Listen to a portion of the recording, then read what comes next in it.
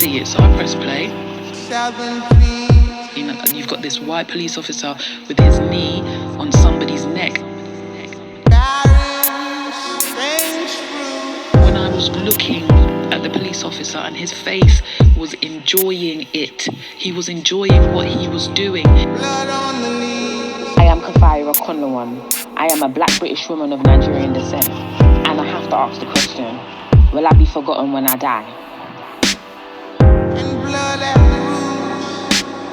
I feel uncomfortable when I think about being an ally.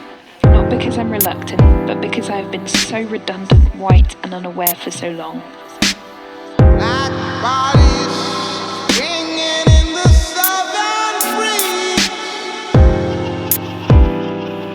For me, it's just hope, but it's hope that's overdue. Because it never should have taken this much and this long.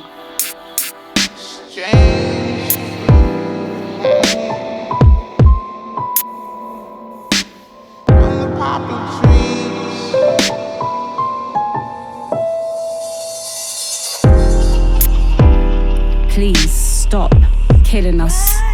I speak for the forgotten people, the ones you would rather see buried, tortured, and would call yourself lucky if you never had to see us. We are not your slaves, your prisoners, and we will never be your property, not again. We've got to rise. Oh, I guess that's why you fast in cages, paint hateful words on our streets, throw rocks and stones in the form of police brutality, and still we rise. Our bodies have been abused so many times throughout history, you hope to be extinct. We cry out with destruction and abuse because that's what you taught us. The one who inflicts the most pain is the master, so stop asking how we got this way. stand up. We've got to stand up. Our society, we like to tell ourselves that we know murder is abhorrent, and we know that perpetrating violence and killing people based on racial hatred is pure evil. We know it and we won't stand for it. What I think George Floyd's murder has shown us, particularly in the UK, it's forced us to look at something deeper. It's taken footage of a man being murdered coming into our homes to address something deeply insidious. I want to say is that what you can do if you are a white person is to engage in these uncomfortable conversations about prejudice and about your own privilege. I am Eurasian and I was brought up in North London. I'm already from a mixed family and I grew up with people from all different cultures, all different countries, and we got on. In 2020, how are we still having to remind people that Black Lives Matter too? Maybe ask yourself why your ancestors put mine in boxes they knew they could never fit in.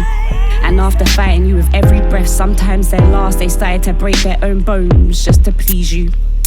Not because they were weak, but after oppressing one's soul and spirit, the body is weakened and the flesh starts to lose the hope to live.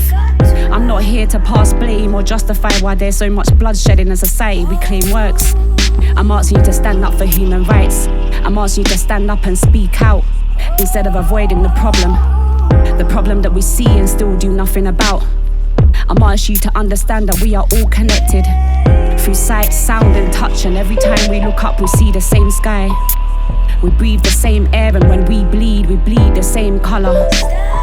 So if black people no longer exist, tell me who or what will be next. And are you willing to find out? Or will you help me build an unchained world where love is love and colour? Well, colour is for balloons at parties. Rise, my nations, rise.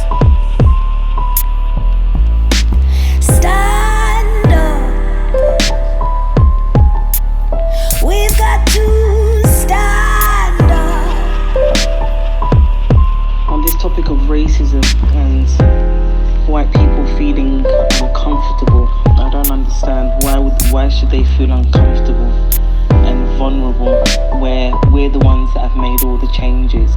But even in the slavery museum, a security guard followed us around the whole time we were there. Stand up. It makes me sad, it makes me cry. It breaks my heart, and it needs to stop. We've got to